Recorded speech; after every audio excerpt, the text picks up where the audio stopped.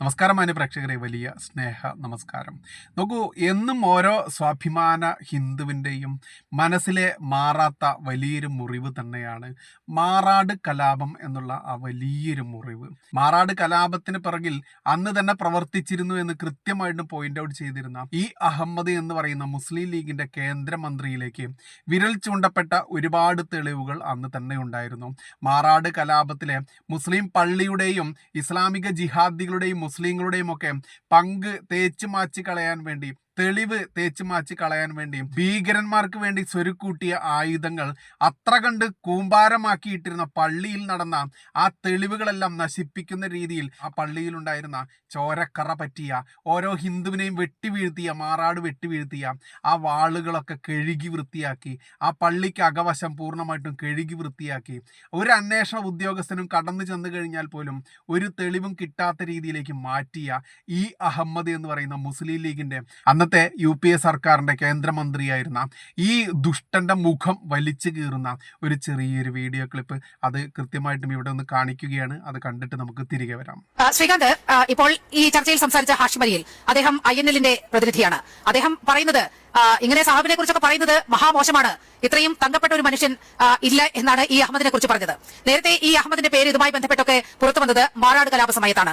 മാറാട് കലാപത്തിൽ മുസ്ലിം ലീഗിന്റെ പങ്ക് എന്താണെന്നുള്ളത് പച്ചവെള്ളം പോലെ വളരെ കൃത്യവുമാണ്. അങ്ങനെയിരിക്കെ ഈ അഹമ്മദിനെ കുറിച്ച് ഇത്തരത്തിൽ ഒരു വാർത്ത പുറത്തു വന്നെങ്കിൽ അത് സത്യമറിയുന്ന ആളുകൾക്ക് അത് വിശ്വസിക്കാനേ നിവൃത്തിയുള്ളൂ.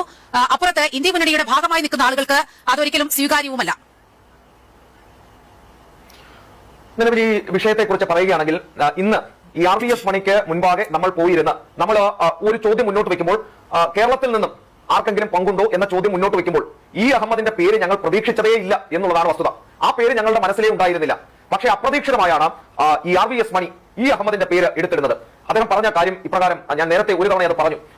ഒരു MOS IUML-ന്റെ മലപ്പുറത്ത് നിന്നും ഉള്ള ഒരു MOS ഈ രീതിയിൽ ഇടപെട്ടിട്ടുണ്ട് എന്ന് അദ്ദേഹം കൃത്യമായി പറയുകയാണ്, അടിവരയിട്ട് പറയുകയാണ്. അപ്പോൾ ഞാൻ എടുത്തു ചോദിക്കുന്നുണ്ട്, നിങ്ങളുടെ കയ്യിൽ തെളിവുണ്ടോ? നിങ്ങൾക്ക് കേസ് നൽകിയാൽ നിങ്ങൾ അതിനെ എങ്ങനെ പ്രതിരോധിക്കും എന്ന് ചോദിച്ചപ്പോൾ അദ്ദേഹം പറഞ്ഞ മറുപടി, കേന്ദ്ര ആഭ്യന്തര മന്ത്രാലയത്തിൽ ഇതുമായി ബന്ധപ്പെട്ട എല്ലാ രേഖകളുമുണ്ട്, ഇത് സംബന്ധിച്ച നോട്ട് കേന്ദ്ര ആഭ്യന്തര മന്ത്രാലയത്തിൽ വന്നിട്ടുണ്ട് എന്നുള്ളതാണ് പറയുന്നത്.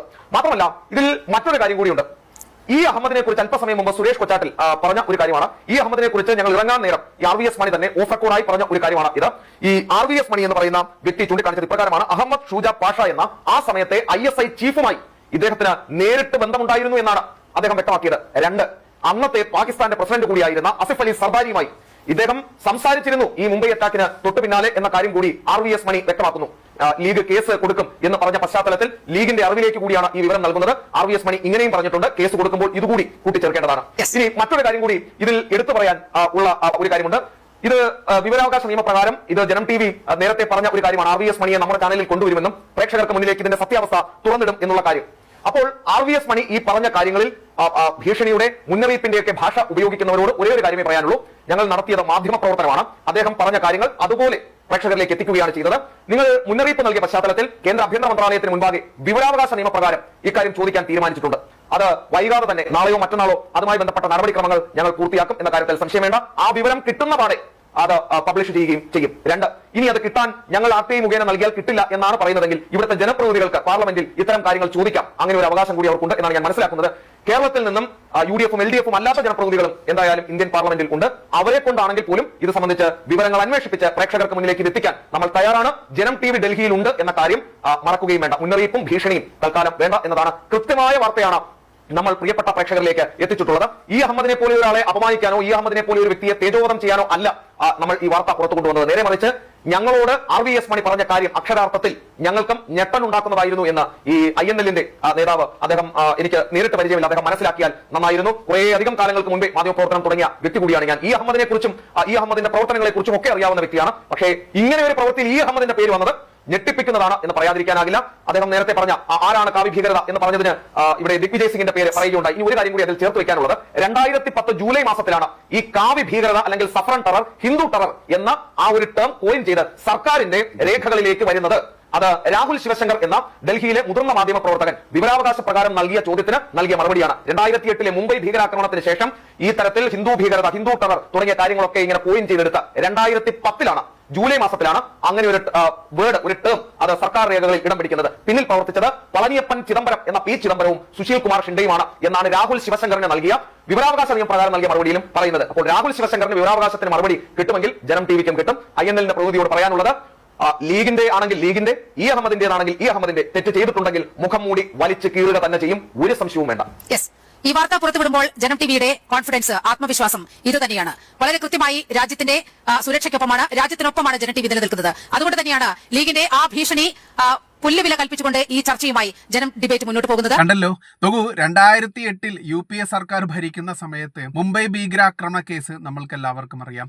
ആ മുംബൈ ഭീകരാക്രമണ കേസിലെ പ്രധാന പ്രതിയായിട്ടുള്ള ആ ദുഷ്ടനെ, ആ ഇസ്ലാമിക ജിഹാദിയെ, ആ മുസ്ലിം ഭീകരനെ, പാകിസ്ഥാനിയായിട്ടുള്ള ഇസ്ലാമിക കൊടും ഭീകരനെ ജീവനോടെ പിടിച്ചിട്ടില്ലായിരുന്നു എന്നുണ്ടെങ്കിൽ എന്താകുമായിരുന്നു ഈ നാട്ടിൽ സംഭവിക്കുക എന്നുള്ളതിന്റെ തുടർച്ച തന്നെയാണ് ഈ കാണുന്നതെല്ലാം. നോക്കൂ, 2008 ഈ മുംബൈ ഭീകരാക്രമണത്തിന് ശേഷം 2010 ഹിന്ദു ടെറർ, അതല്ലെങ്കിൽ കാവി ടെറർ എന്ന് പറയുന്ന ഒരു വാക്ക് ഈ രാജ്യത്തും ലോകത്താകമാനവും വ്യാപിപ്പിക്കാൻ വേണ്ടി എടുത്ത ആ ഒരു റിസ്കിനെ കുറിച്ചൊക്കെ ശ്രീകാന്ത് കൃത്യമായിട്ടും പറയുന്നുണ്ട്. എത്രത്തോളമായിരുന്നു ലോകത്താകമാനം പിടിമുറുക്കിയിട്ടുള്ള ഇസ്ലാമിക ജിഹാദികൾ, മുസ്ലിം ഭീകരർ.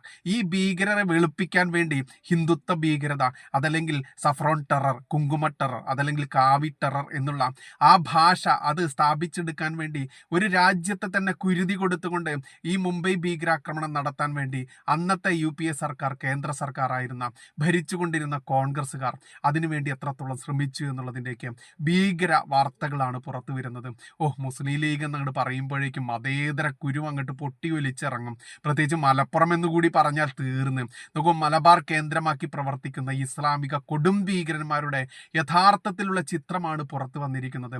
അതിൽ അവരുടെ ഏറ്റവും മുതിർന്ന മുടികുത്തിയ മുസ്ലിം ലീഗുകാരനായിരുന്ന, കേന്ദ്രമന്ത്രിയായിരുന്ന ഈ അഹമ്മദിന് തന്നെ ഇത്തരത്തിൽ ISIS എന്ന് വിളിക്കുന്ന കൊടും ഇസ്ലാമിക മുസ്ലിം ഭീകര സംഘടനയുമായിട്ടും പാകിസ്ഥാൻ പ്രധാനമന്ത്രിയായിരുന്ന, അന്ന് മുംബൈ ആക്രമണം നടക്കുന്ന സമയത്ത് പ്രധാനമന്ത്രിയായിരുന്ന ആ ദുഷ്ടനുമായിട്ടൊക്കെ നേരിട്ട് ബന്ധമുണ്ടായിരുന്നു എന്നുള്ളത് തെളിവ് സഹിതം ശ്രീകാന്ത് അദ്ദേഹം ഇന്റർവ്യൂ നടത്തിയ ശ്രീ മണി എന്ന് പറയുന്ന ആ വ്യക്തിയിലൂടെ പുറത്തു കൊണ്ടുവരുമ്പോൾ, ഇനിയും മതേതരമെന്നും പറഞ്ഞുകൊണ്ട് മുസ്ലിം ലീഗിനെ വെളുപ്പിക്കാൻ ഇറങ്ങുന്ന, ഇസ്ലാമിക ജിഹാദികളെ വെളുപ്പിക്കാൻ ഇറങ്ങുന്ന, ഈ ജിഹാദികളുടെ അമേദ്യം ഭക്ഷിച്ചിറങ്ങുന്ന ഓരോരുത്തരോടും, ഓരോ പൊതുജനവും ഈ ഭാരതത്തിൽ സമാധാനത്തോടെ സന്തോഷത്തോടെ ജീവിക്കാൻ ആഗ്രഹമുള്ള ഏതൊരു വ്യക്തിയാണെങ്കിലും ഓരോ ഭാരതീയ പൗരനും പച്ചയ്ക്ക് മറുപടി കൊടുക്കേണ്ടതുണ്ട്.